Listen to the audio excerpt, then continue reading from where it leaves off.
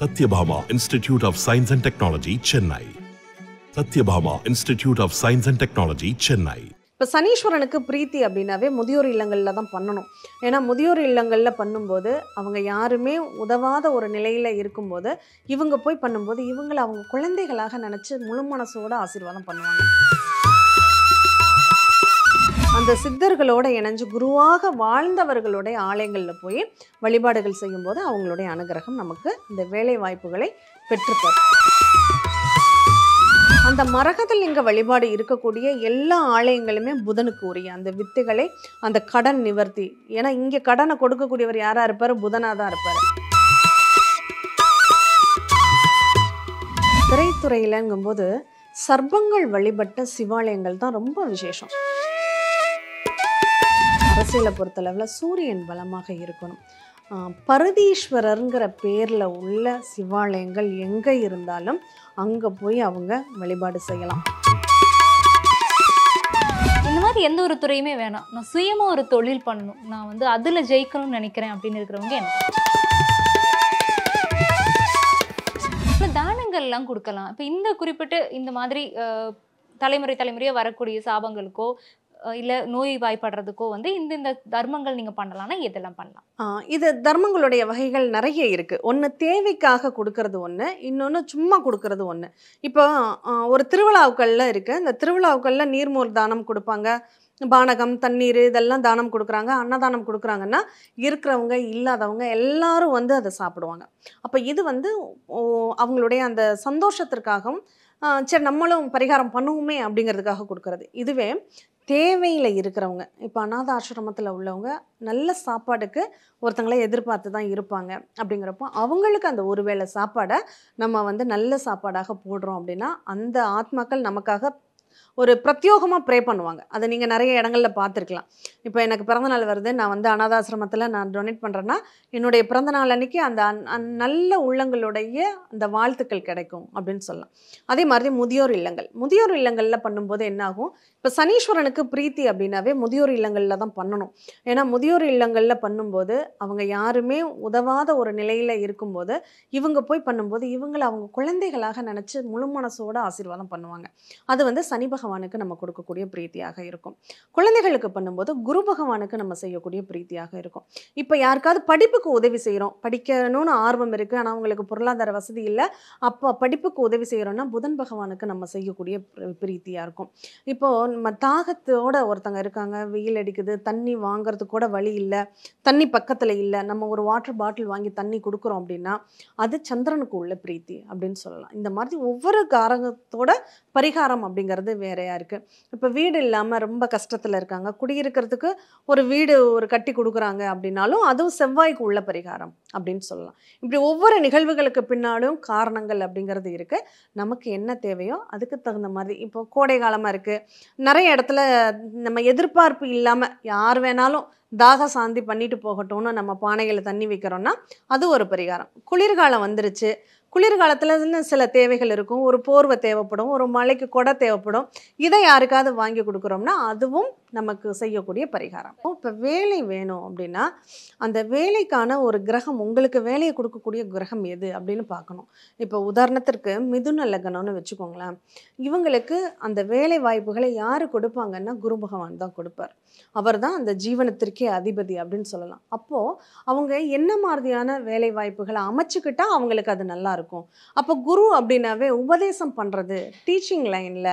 அப்போ குருன்னா பணம் சம்மந்தப்பட்டது. அப்போ பேங்கிங் லைனில் பண பரிமாற்றங்கள், அந்த பணத்தை கேஷ் சம்மந்தப்பட்ட நிகழ்வுகளில் ஃபைனான்ஸ் சம்மந்தப்பட்ட படிப்புகள் அப்படிங்கிறதெல்லாம் அவங்களுக்கு சாதகமாக இருக்கும். அந்த குரு அவங்களுக்கு நல்லா இல்லை அப்படின்னா அவங்க அந்த குரு பகவான் வழிபட்ட சிவாலயங்கள் நிறையவே இருக்கும்.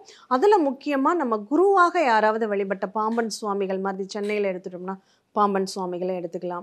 அதே மாதிரி மகான்கள் வழிபாடுகளில் இருக்கக்கூடிய ஒரு ஆலயங்கள், இப்போ நாகப்பட்டினத்துலலாம் கோரக்கர் சித்தர் ஆலயங்களை எடுத்துக்கலாம். இந்த மாதிரி அந்த சித்தர்களோட இணைஞ்சு குருவாக வாழ்ந்தவர்களுடைய ஆலயங்களில் போய் வழிபாடுகள் செய்யும்போது அவங்களுடைய அனுகிரகம் நமக்கு இந்த வேலை வாய்ப்புகளை பெற்றுத்தரும் அப்படின்னு சொல்லலாம்.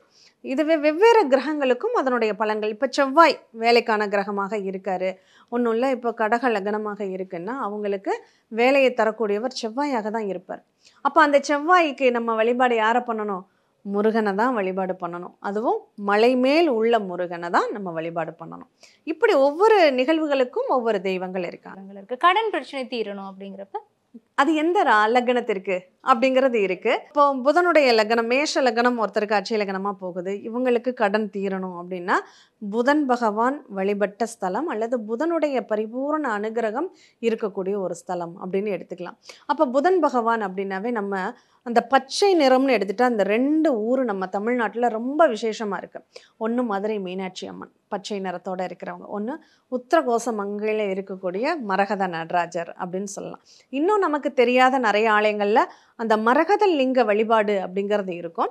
அந்த மரகத லிங்க வழிபாடு இருக்கக்கூடிய எல்லா ஆலயங்களுமே புதனுக்கு உரிய அந்த வித்துகளை, அந்த கடன் நிவர்த்தி. ஏன்னா இங்கே கடனை கொடுக்கக்கூடியவர் யாராக இருப்பார்? புதனாக தான் இருப்பார்.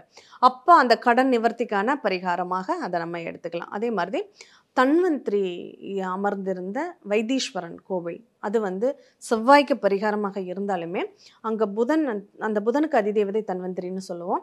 அந்த தன்வந்திரியோடைய ஜீவ சமாதி அங்கே இருக்கு. அதனால அங்கேயும் வழிபாடுகள் பண்ணலாம். இப்போ திரைத்துறையில சாதிக்கணும்னு நினைக்கிறாங்க, அவங்க எந்த மாதிரியான பரிகாரங்கள் பண்ணலாம்? எந்த கோவில்? திரைத்துறையிலங்கும்போது சர்ப்பங்கள் வழிபட்ட சிவாலயங்கள் தான் ரொம்ப விசேஷம். ஏன்னா படம் எடுத்தல்ங்கிறது யாருக்கு? சர்ப்பத்துக்கு பிடித்தமானது. அந்த பளபளப்பு, இப்போ ஒரு நாகத்தை எடுத்துட்டோம்னா அந்த படம் எடுத்து ஆடக்கூடிய நாகத்துக்கு அந்த பளபளப்புங்கிறது அதிகமாக இருக்கும். அப்போது ஒரு மாயையான ஒரு நிகழ்வை நம்ம நிழலாக செய்யக்கூடியது நிழல் கிரகங்கள், ராகு கேது தொடர்புகள் தான். அதில் அந்த ராகு தான் நமக்கு ஆசாபாசங்களை, லௌகீக வாழ்க்கையில் ஆசாபாசங்களை வளர்த்து விடக்கூடிய ஒரு கிரகம். அப்போ ஸ்ப்ரெட் ஆக்குறது அப்படிங்கிறது ராகுடைய தன்மை. ஏன்னா காற்று கிரகம் அப்படிங்கிறது ராகு. அது பரவணும். நம்ம இப்போ சினி ஃபீல்டில் ஒருத்தங்க இருக்காங்கன்னா அவங்களுடைய அந்த பேர் பரவி அடுத்தடுத்த படங்களை தயாரிக்கிறதுக்கான தயாரிப்பாளர்களாக இருந்தால் வாய்ப்புகள் தேடி வரணும். இப்போ நடிக்கிறாங்க அப்படின்னா அவங்க இப்போ சின்ன கேரக்டரில் நடிக்கிறாங்கன்னா அடுத்தடுத்து பெரிய கேரக்டருக்கு வளர்ந்து வரணும். இப்படி இருக்கக்கூடியவங்க அந்த சர்ப்பங்கள் வழிபட்ட ஆலயங்களில் போய் வழிபாடுகள் பண்ணும்போது அவங்க திரைத்துறையில் பிரகாசிக்கக்கூடிய வாய்ப்புகள் உண்டு. அதில் இந்த வழிபாடு அற்ற ஆலயங்கள் அப்படிங்கிறது ரொம்ப பழமையான கோயிலாக இருக்கும், ஆனால் ரொம்ப வெளியில் தெரியாத கோயிலாக இருக்கும். அந்த மாதிரி ஆலயங்களில் போய் அவங்க வழிபாடு பண்ணுறாங்க. இப்போ ஆதிசேஷன் வழிபட்ட சிவாலயம் ஒன்று இருக்குது. அது மயிலாடுதுறை பக்கத்தில் ஒரு ஆலயம். அந்த ஆலயத்தினுடைய பேர் எனக்கு சட்டு ஞாபகம் வரல. அது அங்கே போய் அங்கே கேட்டிங்கனாவே உங்களுக்கு தெரியும். அந்த ஆலயத்தில் போய் பிரத்யோகமாக அவங்க வழிபாடு பண்ணுறாங்க அப்படின்னா ரொம்ப விசேஷமாக இருக்கும். அது மட்டும் இல்லாமல் இங்கே ஆதிசேஷனே வழிபாட்ட நம்ம ஸ்ரீரங்கநாதர், ஆதிசேஷன் படுக்கையிலே இருக்கக்கூடிய ரங்கநாத பெருமாளை யாரெல்லாம் வழிபாடு பண்ணுறாங்களோ, ஏன்னா சுக்கிரனுடைய ஸ்தலம் அப்படின்னு சொல்கிறது ஸ்ரீரங்கத்தை சொல்லுவோம். அப்போ அந்த சுக்கிரனுடைய ரங்கநாதரை இப்போ வழிபாடு பட்டாலும் அங்கே சுக்கிரனுடைய கடாட்சம், ஏன்னா சினித்துறையில் அழகும் முக்கியம், அதனுடைய வளர்ச்சியும் முக்கியம். அப்படிங்கிறதுனால சுக்கிரனும் சர்ப்பமும் இணைந்து செயல்படக்கூடிய ஆலயங்கள் இங்கே மிகப்பெரிய பரிகார ஸ்தலமாக இருக்கும்.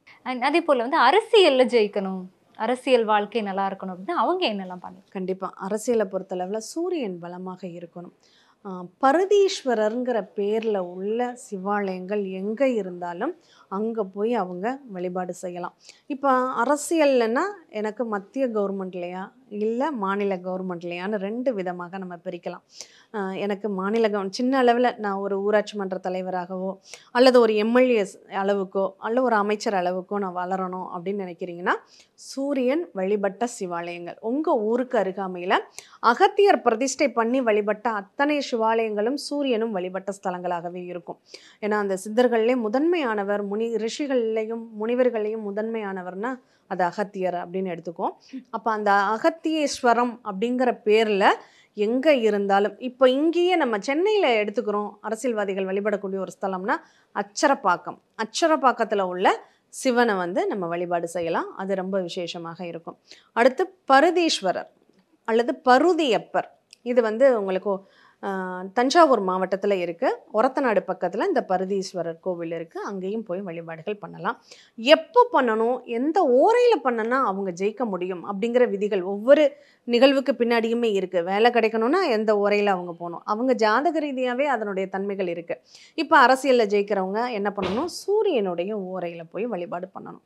அந்த சூரிய ஓரை எப்போ இருக்கும்னா ஒன்று அதிகாலை 6 to 7 இருக்கும், இல்லை மத்தியானம் 1 to 2 இருக்கும், இல்லை நைட்டு 8 to 9 இருக்கும்.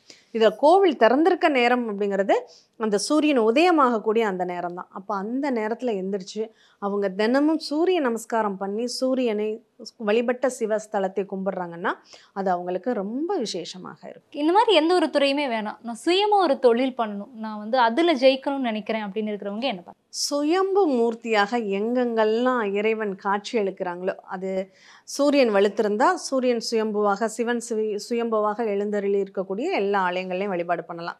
செவ்வாய் வலுத்திருந்தா முருகப்பெருமான் சுயம்பு மூர்த்தியாக காட்சி அளிக்கக்கூடிய ஆலயங்களில் வழிபாடு பண்ணலாம்.